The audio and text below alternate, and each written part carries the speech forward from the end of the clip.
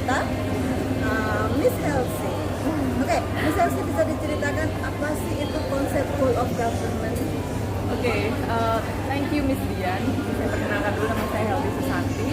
Saya peserta Latsar Angkatan 13 KDOD Lan Samarinda. Baik, sekarang saya akan menjawab pertanyaan Miss. Ya, whole of government adalah konsep di mana pemerintah fokus pada kegiatan kolaborasi, koordinasi, dan juga kebersamaan untuk menghindari atau meminimais sekat-sekat sektoral, dan tujuannya adalah untuk pengembangan kebijakan atau pembangunan kebijakan di seluruh sektor.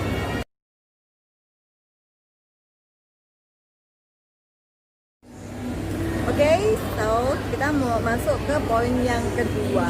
Nah, yang kedua ini kita mau tahu bagaimana penerapan dari whole of government sendiri itu di dalam pelayanan pemerintah yang terintegrasi. Ya. Miss Helsi bisa dijelaskan bagaimana sih penerapannya sendiri?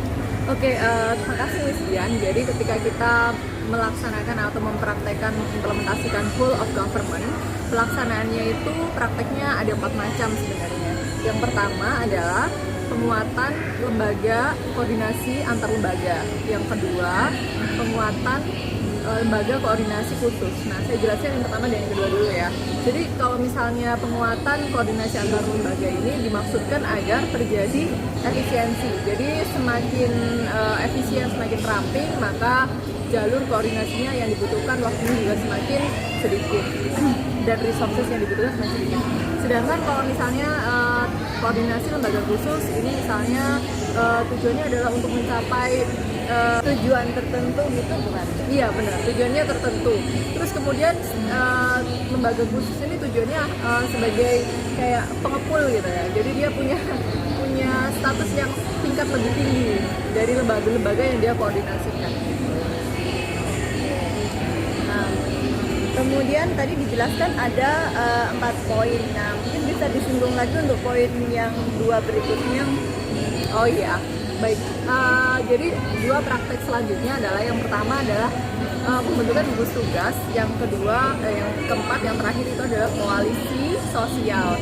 Jadi kalau gugus tugas ini adalah pembentukan koordinasi lembaga yang sifatnya informal dan itu sementara. Jadi kalau setelah tugasnya berakhir, maka kejadiannya berakhir, eventnya berakhir, maka bisa dibubarkan. Kalau misalnya koalisi sosial itu tujuannya koordinasi dan pelembagaan tersebut itu sifatnya informal juga.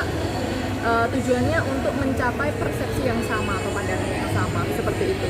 Nah, jadi contohnya mungkin untuk saat ini dalam masa COVID ini kayak gugus tugas yang dibentuk itu hanya karena situasi saat ini yang sebelumnya mungkin tidak ada. Iya benar sekali Miss Dian. Kira-kira kita ada gugus tugas kan di institusi masing-masing? Pastinya ada. Terima kasih Miss Dian. Jadi kalau kita bicara mengenai best practices yang ada di luar sana, di luar negeri ataupun yang di seluruh dunia, maka kita akan melihat syarat-syaratnya dulu. Syarat-syaratnya dari pelaksanaan whole of government ini apa aja? Yang pertama, kita akan melaksanakan yang disebut dengan dilihat A1 syaratnya, ada filosofi dan budaya. Yang berikutnya adalah kita harus memiliki cara baru. Terus berikutnya adalah kita juga melakukan apa sih namanya akuntabilitas dan reward ya Miss Dian. Jadi kita harus bisa fleksibel. Terus kemudian kita juga harus juga ya selain fleksibel. Oh iya, resourcesnya itu harus bagus.